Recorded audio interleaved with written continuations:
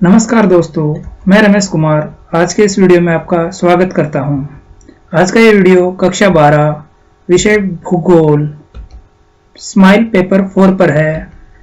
इसके कुछ important questions है जो एग्जाम्स के लिए काफ़ी इम्पोर्टेंस रखते हैं। उन क्वेश्चंस का सॉल्यूशन इस वीडियो के माध्यम से बताया गया है। तो चलते हैं हम आज के पेपर की तरफ। सबसे पहले अति लघुतरात्मक क्वेश्चन, IRDP का पूरा नाम बताइए। IRDP का पूरा नाम है एकीकृत ग्रामीण विकास कार्यक्रम। इंग्लिश में बोले तो इंटीग्रेटेड रूरल डेवलपमेंट प्रोजेक्ट। यह योजना 1978-79 में प्रारंभ की गई थी। यह एक केंद्र समर्थित योजना है। इसका उद्देश्य गरीब परिवारों को कोई ना कोई ऐसी परिसंपत्ति दी जाए ताकि उसका उपयोग करके वह गरीब परिवार अपनी आमदनी को बढ़ा सके और गरीबी रेखा से ऊपर आ सके।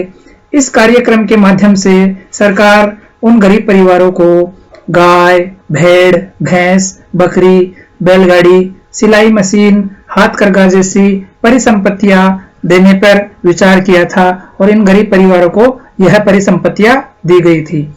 अगला प्रश्न है, राजस्थान में जल संचयन एवं संरक्षण की किन्हीं दो परंपरागत विधियों के नाम बताइए। राजस्थान में जल संचयन एवं संरक्षण की कई परंपरागत विधियां हैं। उनके नाम इस प्रकार है: खड़ीन, कुंडी, कुई, नाड़ी, जोहड़ आदि है। अगला प्रश्न है, जनसंख्या प्रवास के कितने पक्ष होते हैं? जनसंख्या प्रवास के 5 पक्ष होते हैं: देश पक्ष, काल पक्ष, कारण पक्ष, संख्या पक्ष और स्थिरता पक्ष। अगला प्रश्न है, सहरिया जनजाति की छोटी बस्तियां एवं गांव क्या कहलाते हैं? सहरिया जनजाति की छोटी बस्तियों को सहराना व गांव सहरोल कहलाते हैं। राजस्थान की यह एकमात्र सबसे पिछड़ी जनजाति है जिसे भारत सरकार ने आदिम जनजाति में शामिल किया है। राज्य के 98% सहरिया 12 जिले की किशनगंज व शाहबाद तहसीलों में निवास करते हैं। सहरिया जनजाति के घरों को टापरी व टोपा कहा जाता है। अगला प्रश्न है लघुतरात्मक, विश्व का सबसे व्यस्तम समुद्री जलमार्ग कौन सा है? विश्व का सबसे व्यस्तम समुद्री जलमार्ग उत्तरी अटलांटिक समुद्री मार्ग है।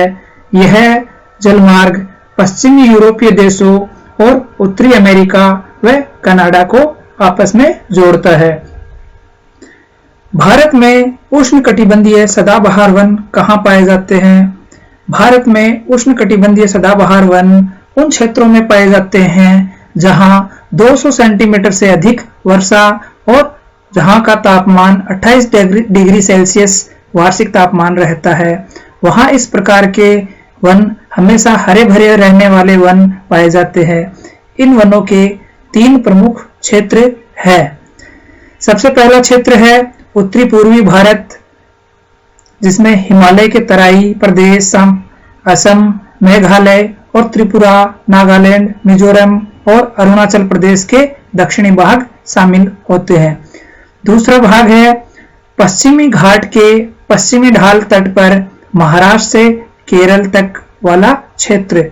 और तीसरा इसका पार्ट है अंडमान और निकोबार द्वीप समूह। यह भारत के इन 3 क्षेत्रों में सदाबहार वन पाए जाते हैं। अगला प्रश्न है, जनांकीय संक्रमण सिद्धांत का क्या उपयोग है? इस सिद्धांत का उपयोग किसी भी क्षेत्र की जनसंख्या के वर्णन एवं भावी जनसंख्या के पूर्वानुमान के लिए किया जाता है। अगले प्रश्न की तरफ चलते हैं, धात्विक खनिज से क्या अभिप्राय है? जिन खनिजों में मूल रूप से धातु का अंश विद्यमान रहता है वे धात्विक खनिज कहलाते हैं, जैसे लोहा, सोना, चांदी, तांबा, टिन आदि। अगला प्रश्न है, भारत में लिंगानुपात कम होने के कारण बताइए। भारत में लिंगानुपात कम होने के कई कारण हैं, जिनमें से कुछ प्रमुख कारण निम्न प्रकार से हैं। बालिकाओं की अपेक्षा बालकों को प्राथमिकता देना। हमारा समाज आज भी परिवार में बच्ची के जन्म की अपेक्षा बालक के जन्म को अत्यधिक प्राथमिकता देता है। बाल विवाह के कारण प्रसव काल में ही मृत्यु। वर्तमान समाज में भी अक्षय तृतीया जैसे त्योहारों पर बाल विवाह कर दिए जाते हैं और कम उम्र में जब महिला गर्भ धारण करती है तो प्रसव काल के समय ही उसकी मृत्यु होने के काफी चांसेस रहते हैं। इस वजह से भी लिंगानुपात कम रहता है। स्त्रियों की आर्थिक स्वतंत्रता। भारत में आज भी स्त्रियों को आर्थिक रूप से स्वतंत्रता नहीं दी गई है। वह आर्थिक रूप से शादी से पहले अपने पिता के ऊपर आश्रित रहती है और शादी के बाद अपने पति के ऊपर आश्रित रहती है। भारत में स्त्रियों को आर्थिक स्वतंत्रता नहीं है। अगला बिंदु है बालिका शिक्षा का अभाव। आज भी भारत में स्त्री शिक्षा का प्रतिशत काफी कम है। बालिका शिक्षा का अभाव होने के कारण भी भारत में लिंगानुपात कम है। बढ़ता नगरीकरण।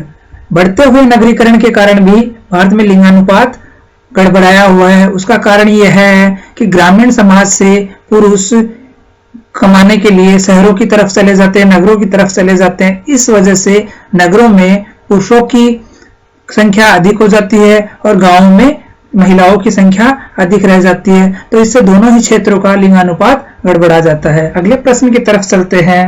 अगला प्रश्न है निबंधात्मक प्रश्न। जैविक तथा रासायनिक कृषि की तुलना कीजिए, दोनों में अंतर सिद्ध कीजिए। जैविक कृषि तथा रासायनिक कृषि में अपने स्वभाव, उत्पादन की विधियों एवं कृषि के अन्य दृष्टिकोण से काफी अंतर है। यह अंतर हम निम्न तालिका के अध्ययन से समझ सकते हैं। सबसे पहले जैविक और रासायनिक कृषि की आपस में परिभाषाएं हैं। हम परिभाषाएं देख लेते हैं। सबसे पहली परिभाषा जैविक कृषि की है। जैविक खाद परंपरागत तरीकों से की जाने वाली कृषि को जैविक कृषि कहते हैं। इससे आपका एक छोटा क्वेश्चन भी सॉल्व हो जाता है। जैविक कृषि किसे कहते हैं, रासायनिक कृषि किसे कहते हैं। रासायनिक कृषि किसे कहते हैं?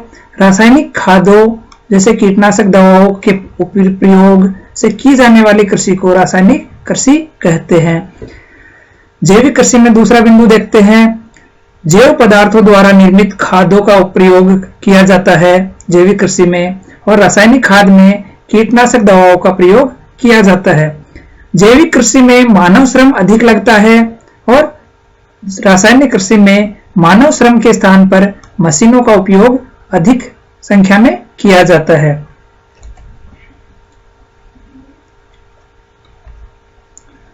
जैविक खाद फार्म हाउस पर तैयार की जाती है और रासायनिक खाद उद्योग धंधों, औद्योगिक केंद्रों व कारखानों में तैयार की जाती है। पांचवा बिंदु है जैविक कृषि का। जैविक खाद भूमि का उपजाऊपन बढ़ाने में काफी सहायक होती है, जबकि रासायनिक खाद जो होती है उससे भूमि की उर्वरा शक्ति नष्ट होती जाती है। जैविक कृषि प्रकृति के साथ आदर्श संबंध बनाते हुए कृषि उत्पादन को बढ़ाती है, जबकि रासायनिक कृषि में पर्यावरण के साथ लाभ हानि की सोचे बिना ही रासायनिक खादों का उपयोग करके कृषि उत्पादन बढ़ाया जाता है। रासायनिक खाद में पर्यावरण की कोई चिंता नहीं की जाती है और पर्यावरण को हानि पहुंचाकर केवल कृषि का उत्पादन बढ़ाया जाता है। सातवां बिंदु देखते हैं। जैविक कृषि से उत्पादित खाद्यान्नों के उपयोग से मनुष्य के स्वास्थ्य पर अनुकूल प्रभाव पड़ता है, जबकि रासायनिक खाद से उत्पन्न खाद्यान्नों के उपयोग से मनुष्यों तथा अन्य जीवों में अनेक प्रकार की बीमारियां उत्पन्न हो रही है। जैविक कृषि से जैव विविधता पर नकारात्मक प्रभाव नहीं पड़ता है। जैव विविधता जैसी है वैसी की वैसी बनी रहती है, जबकि रासायनिक कृषि में जैव विविधता पर विनाशात्मक प्रभाव पड़ता है। इसका कारण यह है हाइब्रिड बीज या इन दवाओं के प्रयोग से पशु पक्षी जीव जंतु इन दवाओं के संपर्क में आते हैं और अपनी स्पेसीज, अपनी जाति लुप्त करते जाते हैं, अपनी जाति को नुकसान पहुंचाते जाते हैं। रासायनिक और जैविक खाद का अगला बिंदु है। जैविक खाद में कंपोस्ट, गोमूत्र, गोबर वर्मी कंपोस्ट अर्थात केंचुए, नीम केक, नीम से नीम की पत्तियां इत्यादि आदि खाद सम्मिलित की जाती है। इनसे मिलकर यह खाद बनती है। जीवों के सड़े गले अंश या पदार्थों से जैविक खाद बनाई जाती है, जबकि रासायनिक खाद में फास्फेट, नाइट्रोजन, अमोनिया जैसे रासायनिक तत्व शामिल होते हैं, जिसके दूरगामी नकारात्मक परिणाम भूमि पर दिखाई पड़ते हैं।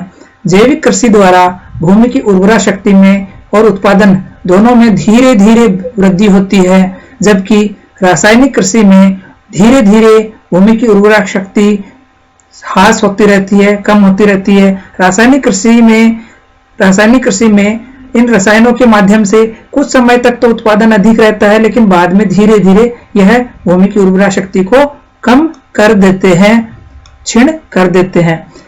जैविक कृषि में जल की कम आवश्यकता होती है। जैविक कृषि करते हैं तो उसमें अतिरिक्त जल की आवश्यकता बहुत ही कम होती है, जबकि रासायनिक कृषि में जल की अधिक मात्रा उपयोग की जाती है। दूसरी तरफ देखते हैं जैविक कृषि की तरफ। भूमिगत जल की शुद्धता पर जैविक कृषि से कोई भी विपरीत प्रभाव नहीं पड़ता, जबकि रासायनिक कृषि में उपयोग किए जाने वाले रसायनों का भूमिगत जल पर विपरीत प्रभाव पड़ता है। इससे भूमिगत जल है वह भी दूषित होता है। अगला बिंदु देखते हैं। अगले बिंदु में जैविक कृषि उपज स्वास्थ्य के लिए उपयोगी होने के कारण वर्तमान में इसकी मांग में काफी बढ़ोतरी हो गई है।